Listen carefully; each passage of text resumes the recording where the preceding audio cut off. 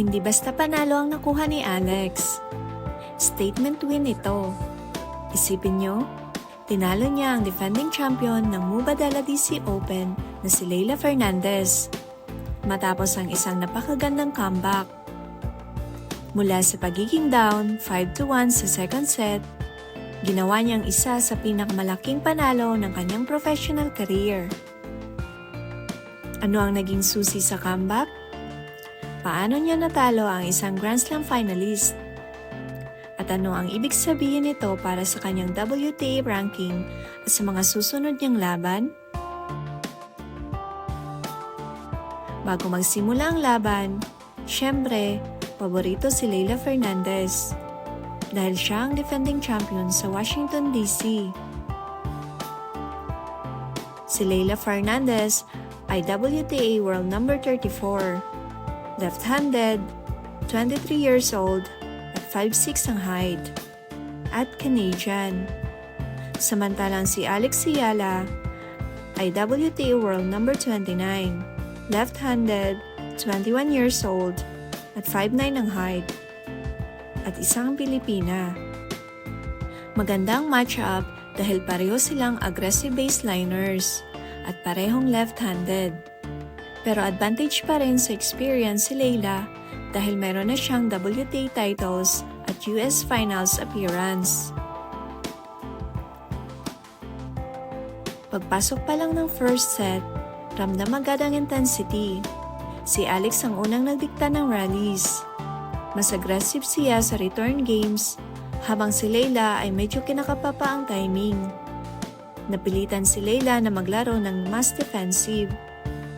Kapag napupunta sa mahahabang rallies, si Alex ang kadalasang nananalo.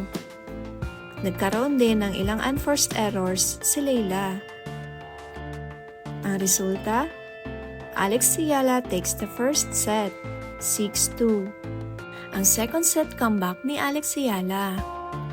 Ito ang turning point ng buong laban. Maagang nakabreak si Leylah. At hindi lang yon, umabot pa sa 5-1 ang score. Isang game na lang, tapos na sana ang laban. Pero dito lumabas ang maturity ni Alex. Hindi siya nagpanik, hindi siya nagmadali. Sa halip, naging mas patient si Alex. Mas pinahaba niya ang rallies, mas naging consistent ang kanyang ground strokes. Unti-unting dumami ang errors ni Leylah. Habang si Alex, mas naging composed, mas naging accurate ang kanyang first serve, at mas gumanda rin ang kanyang court coverage. Game after game, nakabawi si Alex, hanggang maitabla niya ang second set. Nagdala ito sa tiebreak. Sa tiebreak, kitang-kitang confidence ni Alex. Mas aggressive na siya sa returns, mas kalmado sa pressure points, at doon niya nakompleto ang isa sa pinakamagandang comeback ng kanyang career. Alex won the second set 7-6 via tiebreak. Narito ang official results. Ang final score 6-2, 7-6. Ang match duration is 1 hour and 53 minutes. Ito naman ang match statistics. Sa aces, si Leylah ay nakakuha ng 4, habang si Alex ay 0. Sa double faults, nakakuha si Leylah ng 4, si Alex naman ay 2.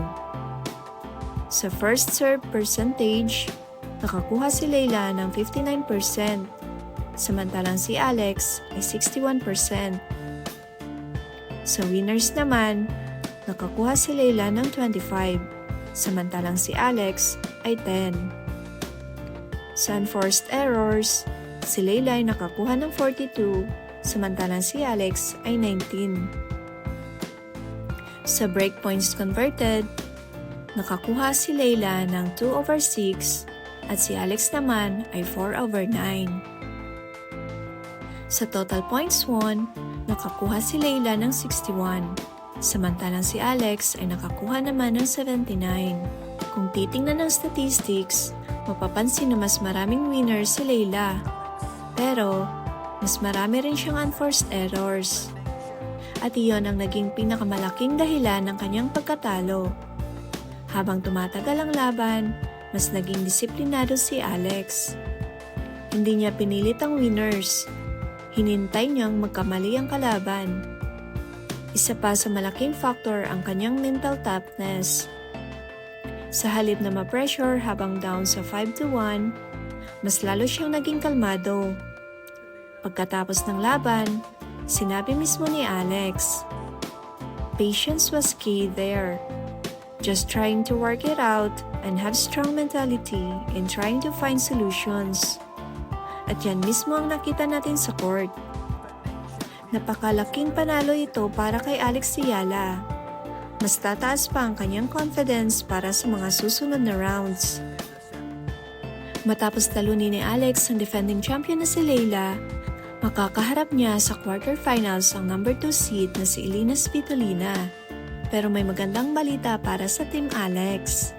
Nagkaharap na dati si Alex at Svitolina sa Berlin Open quarterfinals ngayong 2026 lang. At si Alex ang nagwagi sa straight sets 6-3, 6-4.